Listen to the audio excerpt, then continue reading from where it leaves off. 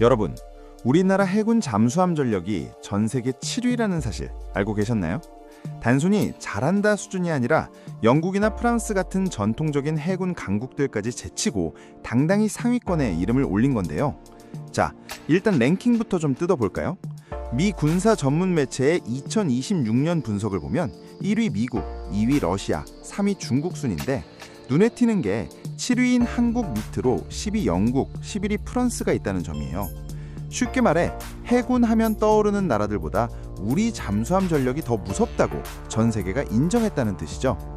우리가 가진 도산 안창호급 잠수함은요, 재래식 잠수함계의 끝판왕 혹은 괴물이라고 불립니다. 보통 기름으로 가는 잠수함은 숨을 실어 물 위로 자주 올라와야 해서 들키기 쉽거든요. 그런데 우리 기술진은 여기에 공기 불요책이라는 것을 달아서 한 달 가까이 물 위로 안 올라오고 버틸 수 있는 거죠. 여기서 한 발 더 나가서 우리나라는 세계에서 7번째로 잠수함에서 탄도미사일을 쏘는 SLBM 시험 발사에도 성공했습니다. 이게 진짜 무서운 게 뭐냐면 조용히 바닷속에 숨어 있다가 적의 심장부를 향해 미사일을 날릴 수 있는 독침을 가졌다는 의미거든요. 그런데 이상한 점 하나 있죠? 순위를 보면 북한이 5위고 일본이 6위로 우리보다 높습니다.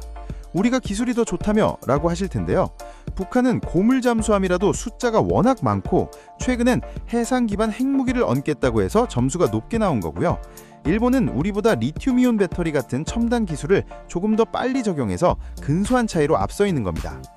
이렇게 잠수함 강국으로 등극한 우리나라가 이제는 아예 전 세계 해군을 지휘하는 자리에 오르게 됐습니다.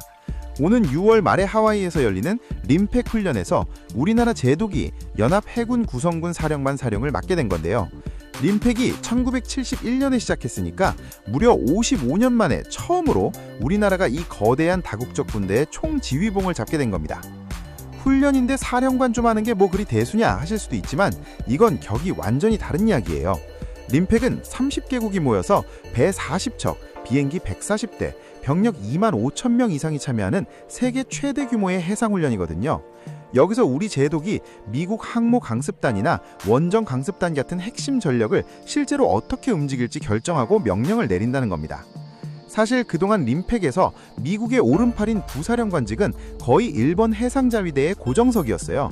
그런데 이번에 한국은 부사령관을 건너뛰고 작전 분야를 직접 책임지는 실무사령관으로 격상된 겁니다. 일본이 전체 지휘부에서 작전을 조정하고 보조하는 조정 역할이라면 우리는 실전에서 직접 부대를 지휘하는 기능적 역할을 맡은 거예요. 그러면 미국은 왜 55년 만에 갑자기 지휘봉을 우리에게 넘겨주었을까요?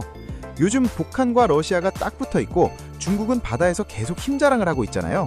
미국 입장에선 인도태평양 지역을 혼자 다 지키기엔 힘이 부치니까 믿을 만한 파트너인 한국을 리더급으로 키워서 안보찜을 좀 나눠들고 싶은 겁니다. 여기서 주한미군 사령관의 의미심장한 멘트를 주목해야 합니다. 그는 인터뷰에서 한국의 대만이나 남중국해로 파병 가달라는 요청을 하는 게 아니다 라고 선을 그었습니다. 그럼 왜 지휘권을 준 걸까요? 바로 전략적 유연성이라는 카드 때문이죠. 쉽게 말해 우리 미군이 급할 때 잠시 다른 데 가서 일 좀 보고 올 수 있지 않겠느니? 라는 뜻이죠. 그러니까 이번 지휘권 부여는 너희 실력 좋으니까 우리가 안심하고 자리를 비울 수 있게 도와달라는 미국의 고단수 전략인 셈입니다. 하지만 우리 입장에서도 손해볼 건 없어요. 정조대왕함과 아까 말씀드린 도산 안창호함이 처음으로 파견되거든요. 전 세계 해군이 지켜보는 가운데 우리 제독이 지휘하고 우리 무기가 활약한다. 이건 그야말로 역대급 쇼케이스가 되는 겁니다. 실제로 지금 우리 해군은 잠수함 수출에 사활을 걸고 있습니다.